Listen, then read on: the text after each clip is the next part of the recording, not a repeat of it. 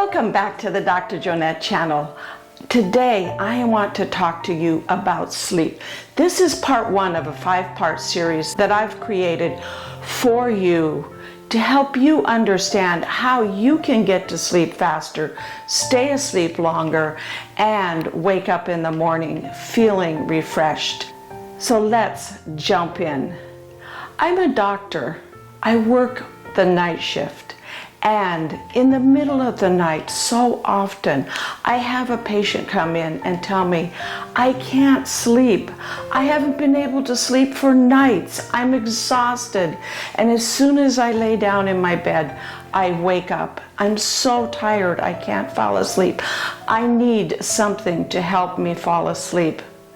Before I just give them a Valium or a sleeping pill, I sit down and I talk to them.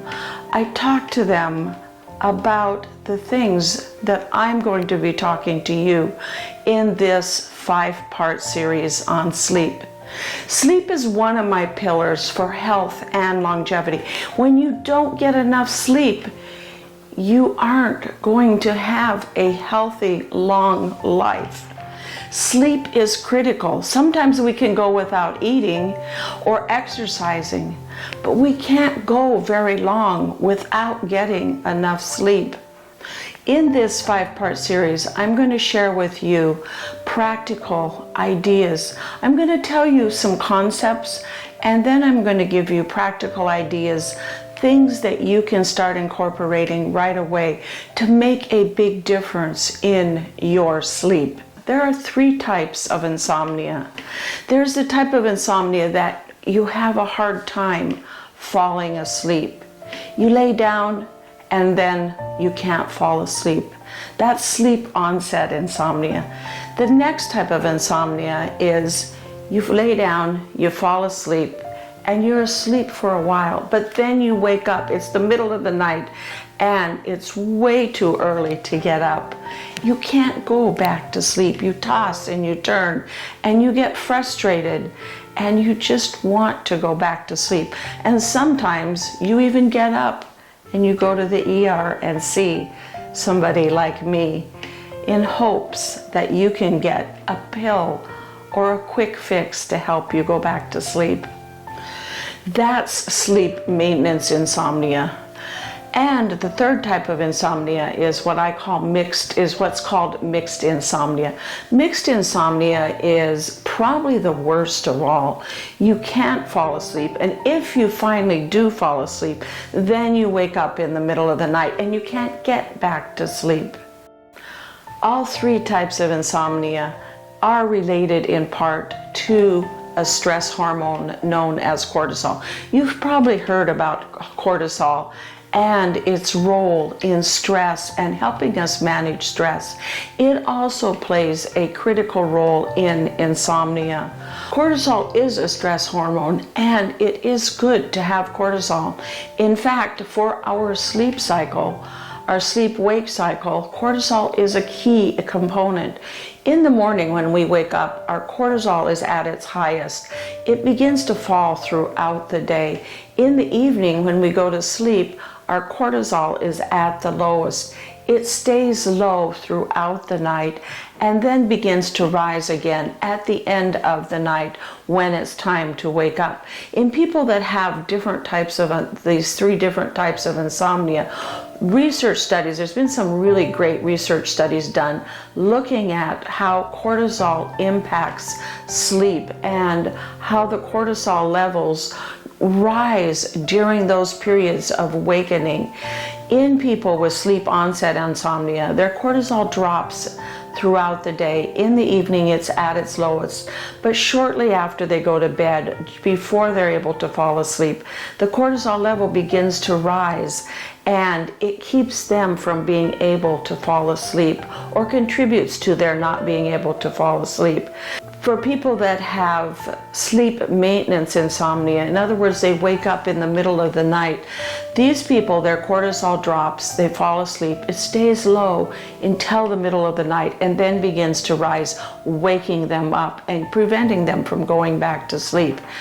Eventually it does go back down, but it can take some time, and The people that have the mixed type insomnia, what they've noticed is that their cortisol levels have a peak at the beginning of the night, making it difficult for them to fall asleep, and then another little peak during the night, waking them up, making it hard for them to go back to sleep.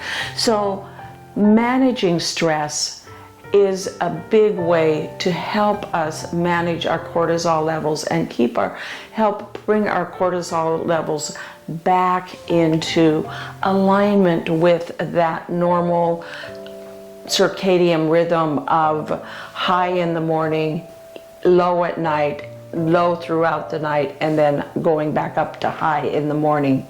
In addition to that, there are some additional things that you can do that are practical, and you can implement them right away. They're easy. Thank you for ringing the notification bell if this was informative so far. Our brain is an association making machine. In other words, things in our environment act as triggers for behaviors because our brain has formed an association between the trigger and the behavior.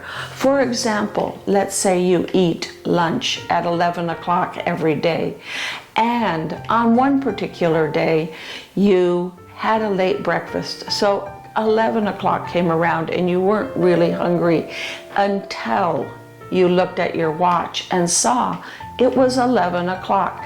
As soon as you checked your watch, seeing it was 11 o'clock, now all of a sudden you begin to feel hungry and you begin to look for something or think about what you were going to have for lunch, even though you had just finished a big breakfast an hour or a couple of hours before. Your brain learned to associate 11 o'clock with time to eat. When we use our bed for things other than sleeping, our brain begins to associate our bed as the place that we do work, check emails, scroll through social media, watch a movie, eat. And our brain doesn't learn that our bed is this place that we go and we sleep. When you have a hard time going to sleep, or if you're waking up during the night and having a hard time falling back asleep, one of the reasons may be is that your brain has learned to associate your bed as a place that you do other things.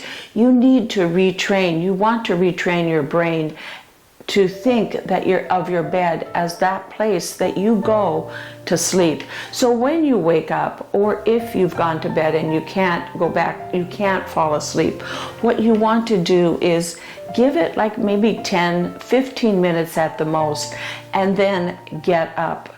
Go into another room if you're fortunate enough to have another room that you can go into, and keep the lights very low. Use this time to do something to relax you, whatever that might be. It might be reading a book, listening to some relaxing music, listening to a podcast, or doing some mindfulness activities like meditation. What you don't want to do when you wake up is you don't want to do things that will wake you up even more. Things like jumping on your computer and sending out a few quick emails or catching up on your emails. You don't want to get on your phone and start scrolling through social media, reading posts, making posts, and watching videos on TikTok. And you also don't want to train your brain that the middle of the night is the time that you wake up hungry and go get a snack. So don't go to the kitchen, make yourself a snack and have a nice snack. Instead, do those things that are relaxing. How long will it take? I don't know. It may take several hours before you again feel sleepy. Don't go back to bed though until you begin to feel sleepy and tired. Once you feel sleepy and tired, it could be 10 minutes, it could be 2 hours. That's the time to go back to bed and fall asleep. One other thing, when you wake up in the middle of the night, give yourself some compassion. Tell yourself, I'm awake. It's okay. Tonight is just one of those nights that I had a stressful day, and now I'm awake. It's going to be a better day tomorrow. It's going to be fine. I'll still be okay during the day, even if I don't get as much sleep tonight. And then go and get out of bed and follow some of those suggestions. When I have patients come into the ER, this is one of the things I sit down and I talk to them about. The other night, I had a patient that came in and said, "Doc, do you recognize me?" And I admitted I didn't recognize that particular patient. And he said, "I just want to say thank you for saving my life." Of course, that always makes me feel so good because that's part of what I do. And usually when I save somebody's life, it's because they had a heart attack or something catastrophic happened to them.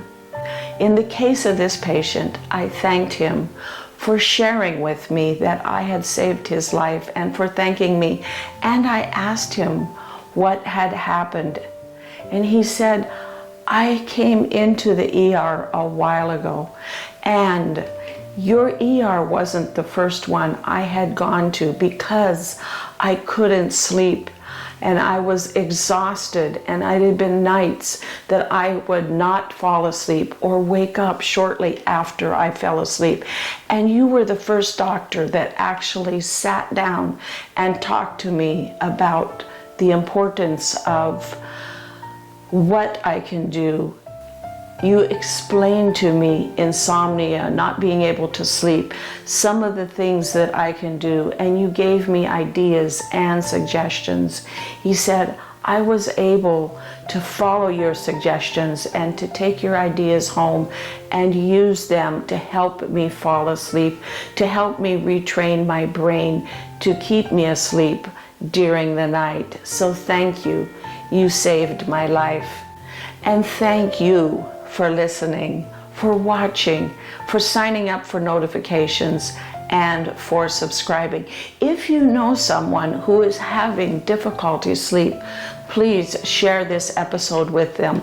This is episode 1 of 5, and make sure that you get notified by ringing the notification bell when I post the next episode. Also, if you go to my website at growwithdrjonette.com, you will be able to click on the health button and explore not just this pillar about sleep for health and longevity, but all 6 of my pillars. My 6 pillars for health and longevity are, of course, sleep, getting adequate sleep, proper nutrition, lifelong learning, keeping your brain stimulated, connecting with the people in your life, using mindfulness to help manage your stress, and lastly, getting enough exercise. All of these pillars are critical for having a long, healthy life. In addition to exploring the 6 pillars, check out my recipes and my organic gardening tips. They are part of a healthy lifestyle for longevity, and I've created so many great recipes for you that you can incorporate into your diet to give you proper nutrition, as well as teach you how to grow your own fruits and vegetables for a healthy organic diet. We'll see you next time on the Dr. Jonette channel.